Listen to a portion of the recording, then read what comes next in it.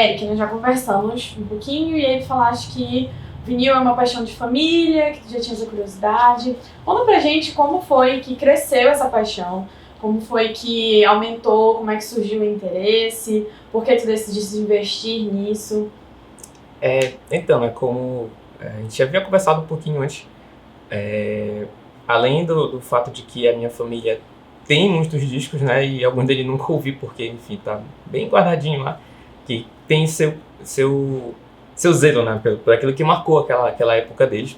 Por exemplo, minha mãe, ela tem muito disco da Xuxa, que marcou totalmente a infância dela. E até hoje eu nunca ouvi porque ela guarda muito bem. E, assim, a partir daquilo, eu sempre tive aquela curiosidade, né, porque as pessoas gostam tanto e porque, como que funcionava. Então, quando eu tive o meu primeiro disco, que eu ainda nem tinha, nem consegui equipamento nenhum para tocar ele, mas eu tive meu primeiro disco só para ter a sensação de ter. E aquilo ali me despertou uma coisa, né, que é muito bom a gente ter o físico, né, para tocar e ver como funciona quando tá rodando, e a gente tem aquela sensação de que tá apreciando a música de fato, sabe? É muito diferente de quando a gente tá distraído tocando, sei lá, uma música em algum aplicativo, alguma coisa do tipo, que às vezes está só lá como uma música de background, né? Eu sinto muito que o disco ele traz esse sentimento de que a gente está realmente apreciando o que o autor da obra fez. Então, por exemplo, tem alguns discos que eu aprecio muito, que é o do Pink Floyd, que é o The Wall. Aquilo ali, para mim, foi muito revolucionário como eles fizeram cada etapa do disco. E assim, né, não é uma coisa que a gente chega e, sei lá, vou botar o The Wall aqui no Spotify para todo mundo ouvir. E acho que quase ninguém curte, né? Mas agora quando tu chega assim com os amigos e bota lá e fica ouvindo, e parece que todo mundo cria, né, aquele ciclo. E é uma coisa também que eu apreciei muito da questão do disco, é que ficou meio que uma coisa familiar, né? Por exemplo, assim, vou botar um disco aqui do Chico Buarque, que o meu sogro gosta. Aí já se torna uma coisa familiar de se sentar em volta e conversar e canta música, e enfim. E é aquele sentimento bem bonito, sabe? Que vem de virar o disco, etc. Então, uma coisa, além da nostalgia, também vem um sentimento muito bonito de que a gente está apreciando em comum, sabe? Um gosto em comum. Sim. Sobre essa questão da nostalgia, a gente vê que essas novas gerações, inclusive a nossa, né? A galera que, principalmente dos anos 90, 80, 2000 pra cá, estão apreciando bastante o disco de vinil. Tanto que no ano passado, ano retrasado, 2023, nós tivemos um boom, um crescimento super acelerado da venda de disco de vinil. 2023 superou a venda de CD. Pra ti, enquanto produtor musical, enquanto pessoa que ouve vinil, que gosta de vinil, como é encarar essa mudança? Essa nostalgia, esse retorno de algo que um dia foi até deixado de lado com a vinda do CD, das plataformas de streaming? Sim, sim.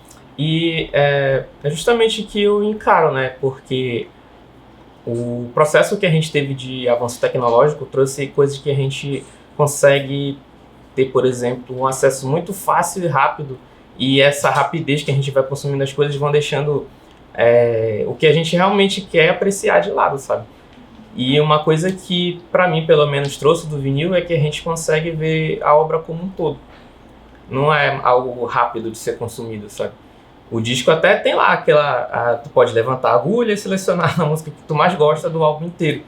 Só que ele te traz isso de que tu deve ouvir o álbum inteiro, ou então, tipo assim, pelo menos a primeira parte que tu gosta.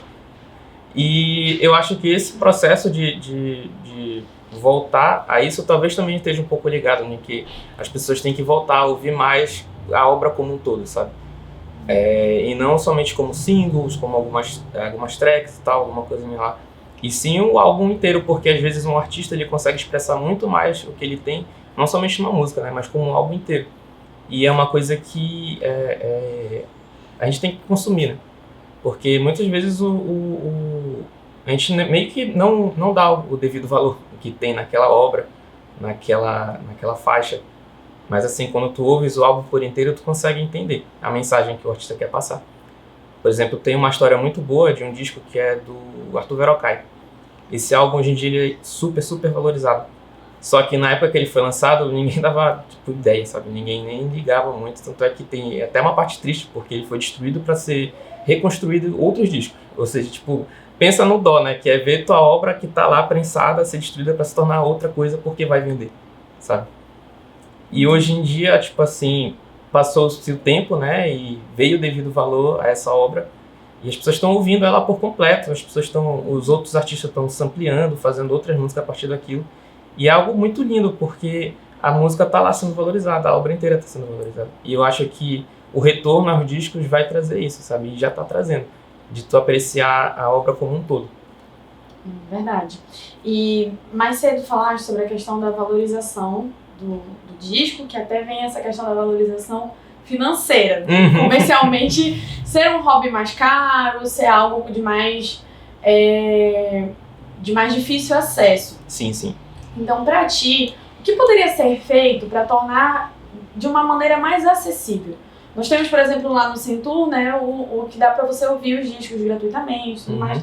Mas quais outras alternativas tu imaginas que poderiam ser feitas para que chegasse a mais pessoas? Sim, sim. É assim, né, tipo, o que eu imagino que é até uma coisa meio que os ortodoxos do disco não aceitam isso, né? Mas eu acho que é uma boa reprensagem de discos antigos, porque, por exemplo, assim, tem discos muito antigos que a gente não encontra, e por não encontrar ele se torna um disco raro, e por ele se tornar um disco raro, ele fica hipervalorizado e quase ninguém consegue ter ele, né? Como eu mencionei o da Evinha. O da Evinha, tipo, aquele disco da Evinha é lindo, lindo, lindo, lindo. Se tu botar eles lá no Spotify e ouvir, vai estar uma coisa sensacional. Só que ele é muito raro.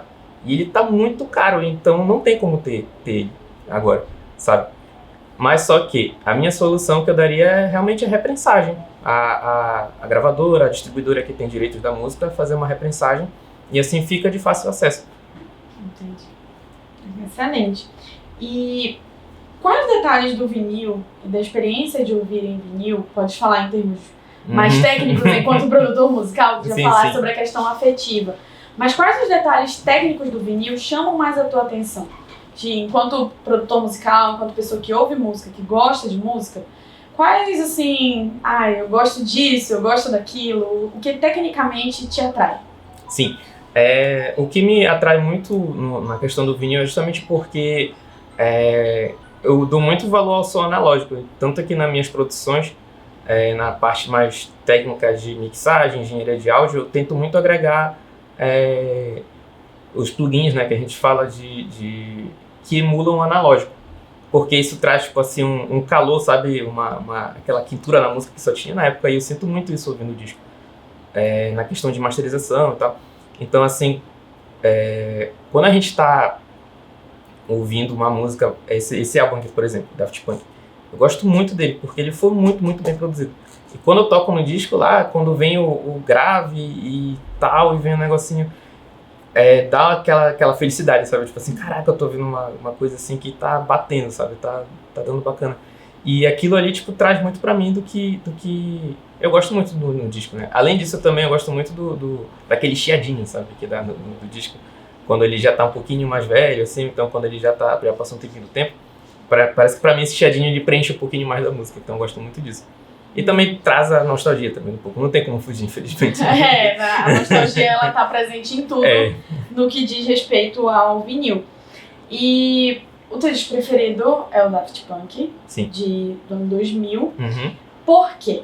O que tem de tão especial no Daft Punk que te faz definir? Esse aqui o meu disco preferido, esse é o meu disco, é o que me atrai. Pois vem do fato de que na minha infância eu tive os primeiros contatos, né, com esse duo francês, através de canais de televisão que passavam um clipezinho, porque o clipezinho deles era meio animado, sabe? Meio que um desenho. Isso me atraía muito e o tempo foi passando e eu fui conhecendo muito mais sobre eles, então fui tornando muito fã. E fui me tornando muito mais fã deles porque, tipo assim, pensava, é inacessível ter algo deles, sabe? Porque não tem mais nada sendo produzido, por exemplo, eu acho que eles terminaram em 2023, eles encerraram o projeto deles. E eu pensava, não tem como ter nada deles, sabe? Não tem como ir em show, não tem como... Enfim, são inacessíveis. Até que, por meio de leilões e sites e de venda e tal, eu consegui ver esse disco lá e eu pensei, caraca, eu vou ter alguma coisa deles finalmente meu, sabe? E quando eu vi que era um disco do ano 2000, desse primeiro álbum deles que eu ouvia quando eu era criança, veio isso, sabe? de tipo, parece que eu tô com eles aqui na minha sala ouvindo música, sabe? Então, esse disco pra mim, ele representa muito disso, de que eles que me inspiraram a fazer música, e ainda me inspiram, na verdade, e que eu tenho algo deles sólido pra chamar de meu, sabe? Sim. E em quais momentos, assim, da tua vida, porque particularmente eu faço tudo ouvindo música, então eu tô escrevendo essa pauta ouvindo música, sim. tudo ouvindo música, mas existem alguns momentos específicos em que a gente quer uma música específica. Em quais situações, quais momentos tu fala, não, agora eu preciso ouvir disco, não quero Spotify, não quero YouTube, eu não quero nada, eu quero o disco. Acho que muito pelo café da manhã. Eu sempre, tipo, tô acordando ali, quero iniciar o dia. E como eu disse, né, tipo, esse fator analógico de tu selecionar o disco que tu quer ouvir e botar lá e ajustar a agulha e etc, ligar o som, que não é algo rápido, né, de se fazer. Enquanto tá tomando café é muito bom, porque eu comecei a tipo, apreciar muito mais as horas. Tem umas músicas pra mim que, eu toquei lá no disco e excelente, meu dia começou. Aí vai passando o dia e, sei lá, de repente essa música toca de novo no Spotify, etc. Aí eu penso, caramba, já minha música do café da manhã, sabe?